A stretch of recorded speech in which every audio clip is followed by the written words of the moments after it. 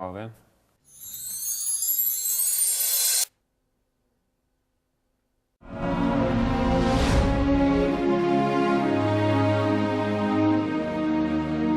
Ja reiz mums šajā raidījumā tik ļoti velk apspriest, kam un kāds auto piestāv, Mercedes M-klase būs perfektais sarunas priekšmets. Kā reti kurš cits automobīls, tas sevi apvieno praktiski neapvienojamo. Spriediet paši. M-klase vienlīdz labi piestāv vīriešiem un sievietēm. Tas var labi kalpot gan liela ģimenes universāla lomā, gan kā brutāls bobiks. Un visbeidzot, jūs varat šo automobīlu nopirkt relatīvi nīcīgā ekoversijā, bet tikpat labi to var dabūt brutālā AMG izpildījumā. Tiesa, mūsu šīs dienas varonis, jaunā Mercedes M-klase, dzied mazliet citu dziesmu, jo apskatot šo auto profilā, tā piederība apvidniekiem nemaz tik pašsaprotam vairs nešķiet. Vai Mercedes dizaineri ir vēlējušies paplašināt pircēju loku? Varbūt skarbā džipa tēls sevi ir izsmēlis? Jaunais ML izskatās pēc augstu paceltu universālu, nevis klasiska apvidnieka, un var jau būt, ka tā nav slikta ideja. Gal galā, kurš ir redzējis šo auto līdz logiem iebraukt dubļos vai mēģinām ar karteri pret akmeni uzšķilt uguni? Dzīves pārdomas drīzāk raisa jauna automobīļa dizains. Tas Stuttgartas stilistiem ir iznācis ļoti konservatīvs, un laikam jau ir tapis, kad dizaina studijā bija beigusies kafija. Šis ir Mercedes. Tālāk katra debija nozīmē daudz tehnisku jaunumu. Izvēlēties interesantāko nemaz nav tik vienkārši. Mūsu uzmanību gan piesaistīja par 1/4 samazināts degvielas patēriņš un šāda interesanta atveri blakus degvielas bākas kaklam.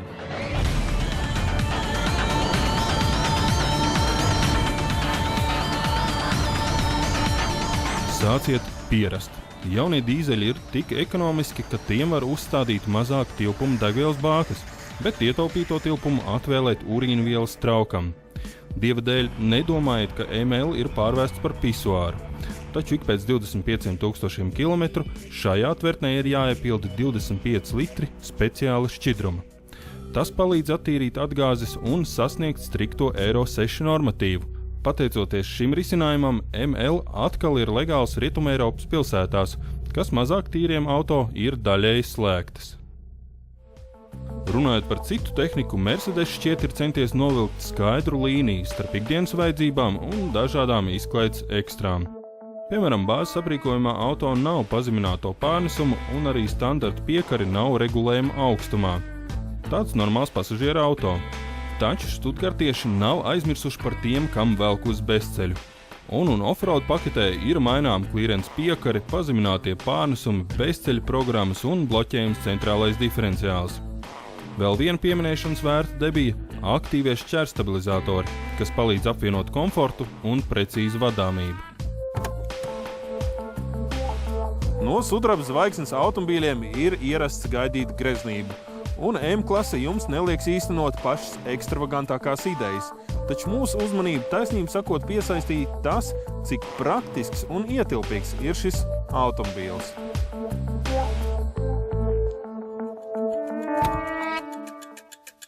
Pat bez salona transformēšanas bagāžniekā ietilpst gandrīz 700 litru, bet nolaižot aizmugures sēdekļus veseli 2 kubikmetri.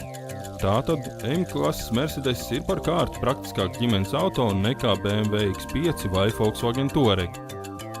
Tiesa, kas tiesa, elegantā šajā paudzē atkal paplašinātā salona organizēšana ir mazliet vecmodīga. Aizmugures sēdekļu garenvirzienā regulēt nav iespējams, bet, lai nolaist atzveltnes, ir jāpaceļ sēdekļa pamatne. M-klases bezceļa arsenālā ir pieejams diezgan nopietns bruņojums, taču mūsu izmēģinājuma auto ir tikusi tikai daļa. Pneumatiskā piekara ar mainām augstumu, toties nekādas bloķēšanas vai pazemināto pārnesumu. Būtībā šāds aprīkojums diezgan labi raksturo, kā patiesībā šī auto arī tiek izmantot ikdienā. Nu ko, arī mēs dosimies bezceļā, mērenajā. Un šāda pilsētnieka pastaiga pa meža celiņiem lielo vācieti samulsināt, protams, nespēja. Arī bez dažādām pārgudrām ierīcēm un pazeminātiem robiem ML braši cīkstās pa dubļiem, smiltīm un sniegu. Patiesībā lielākais pārbaudījums ir paša auto gabarīti. Iebrauciet šaurākā vietā un redzēsiet, stress ir garantēts. Varbūt tomēr labāk braukt pa ceļu? Noskaidrot, uz kāda seguma jaunais M-klases automobīls jūtās vislabāk, diena nav grūti.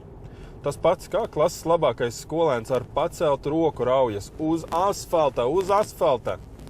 Uz grants arī, ja nav bedru.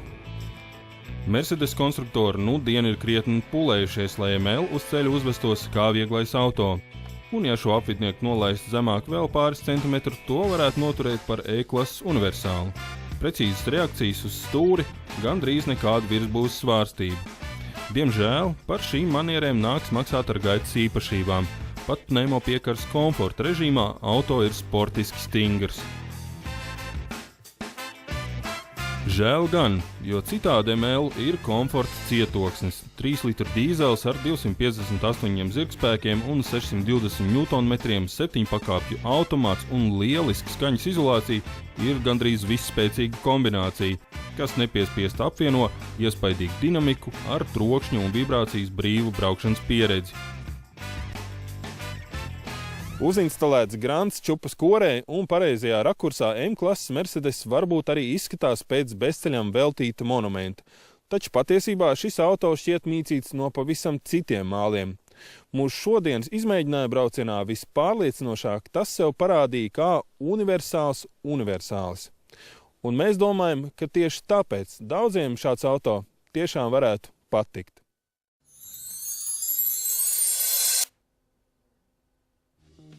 Tagad īsa reklāma, bet pēc tam jaunumi autolietā.